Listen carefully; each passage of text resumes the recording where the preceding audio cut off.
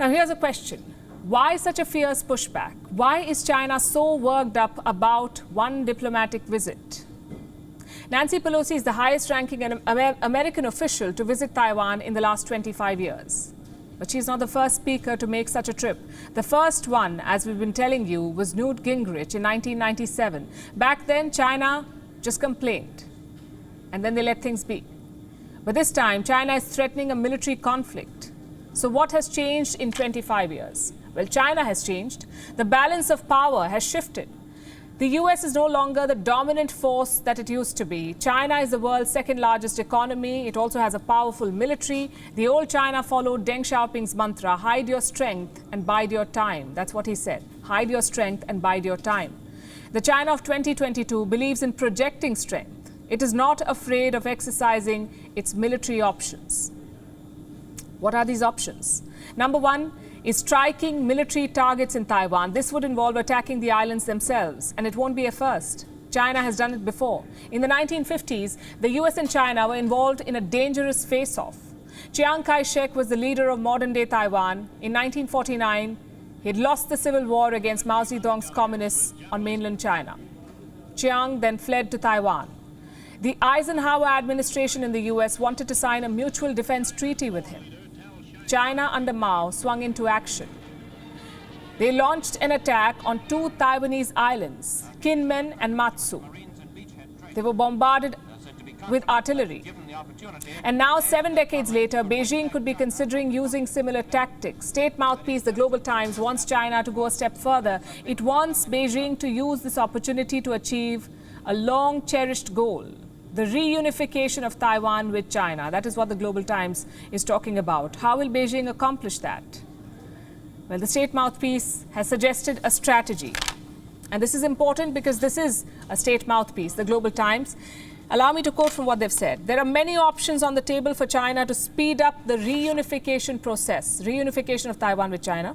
These could include striking Taiwan military targets, just as the PLA did in the previous Taiwan Straits crisis, pushing new legislation for national reunification, sending military aircraft and vessels to either the island's airspace or water areas controlled by the Taiwan authorities, and ending the tacit ceasefire with the Taiwan military. Basically, they're suggesting a limited operation for reunification. The Chinese military, meanwhile, has surrounded Taiwan. The PLA has also deployed assets in Fujian. Fujian is the closest Chinese province to Taiwan. We showed you these pictures yesterday. The Chinese military was moving across the beaches of Fujian. Today, we have more details of what they're doing. China is sending some serious firepower to this province. Reports say the PLA has moved amphibious armored vehicles, short-range ballistic missiles and tanks. There is speculation that China could use these assets for an operation against Taiwan. Interesting fact, Xi Jinping has an old Fujian connection. The Chinese president held several key positions in this province. In 1996, Xi served as a top political advisor to the PLA Reserve Division in Fujian. He has even served as the deputy party secretary of this province of Fujian. In 2001, he addressed some division officers of the PLA, and this is what he told them. This is Xi Jinping in 2001. And I'm quoting, "We must carefully understand the severe direction of struggle in the Taiwan Strait. Only by really preparing to fight is peace possible."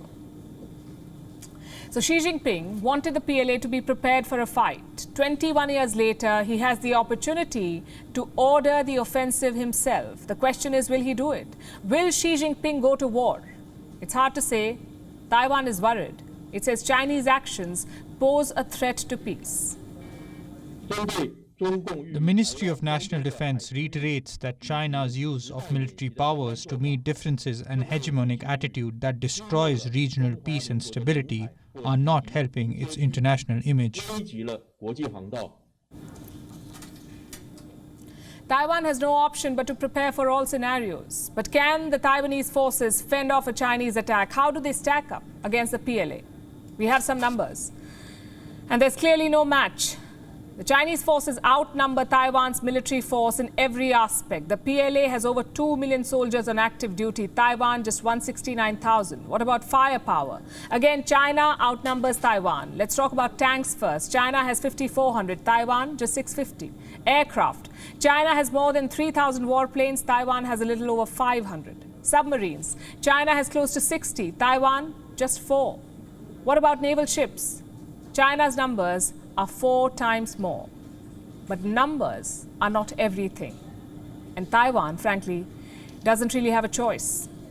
WION is now available in your country. Download the app now and get all the news on the move.